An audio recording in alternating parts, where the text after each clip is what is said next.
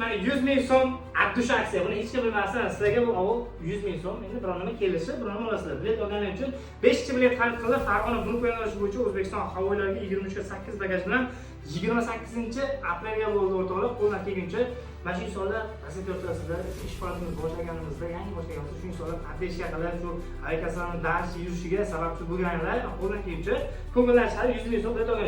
Va Plus tarafi besplatniy taksisi ichida bir kun oldin ogohlantirib qo'yishadi. Chiroyli qilib olib borib tuzatib olish xizmatlarimiz bor. Ustoz, ma'qulmi xizmatlarimiz? Ma'qul.